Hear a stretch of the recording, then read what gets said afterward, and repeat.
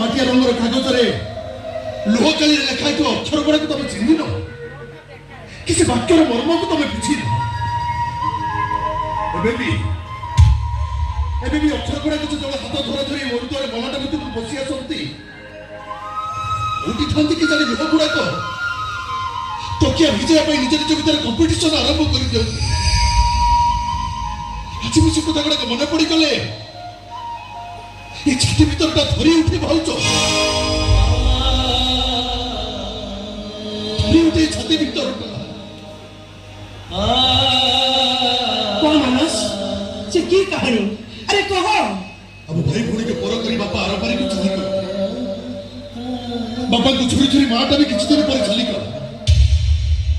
सेतबे तो भाई भूणी दिजण किछि खाइ न थाओ, अब भाई खाइबा जोगाड़ करे भाई बाहर को चली गला। ସେତେବେଳେ ତ ମାର ଶବଟା 2 ଦିନ ହେଲା ଘର ଭିତରେ ସେଇଠି ପଡି ରହିଥିଲା। ମୋ ଭାଇ ଆସିଲେ, ଗାଁ ଲୋକମାନେ କହିଲେ ଶବଟାକୁ ବସାଣିକି ନେଇଯିବ। ସମସ୍ତେ ମୋ ଭାଇକି ଦେଖୁଥାନ୍ତି, ମୋ ଭାଇ ସେମାନଙ୍କୁ ଦେଖୁନଥାନ୍ତି କି ମାର ଶବ ପାଖକୁ ଯାଉନଥାନ୍ତି।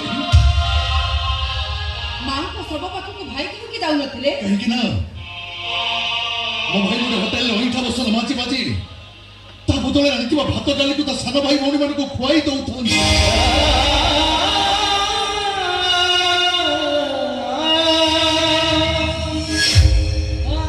ତମେ କହିଲେ କହୁଛ ଯୋଉ ଭାଇ ପାଇଁ ମାର ଶବଟା ବଡ ନୁହଁ, ତା ସାନ ଭାଇ ଭଉଣୀ ମାନଙ୍କ ପେଟର ଭୋକଟା ବଡ। ସେ ଭାଇ ଯଦି କହୁଛି କୁକୁରର 6ଟା ଗୋଡ, ତାହେଲେ ସେ କଥାକୁ ମାନେ ନେଇ ମୁଁ କଣ ଭୁଲ କରିଛି? ଭୁଲ କରିଛି ମୁଁ? ମୋ ଭାଇ କେବଳ ଆମ ମାନଙ୍କ ପାଇଁ ଭାଇ ନୁହେଁ ଭାଉଛ, ସେ ଆମ ପାଇଁ ସାକ୍ଷାତ ଭଗବାନ।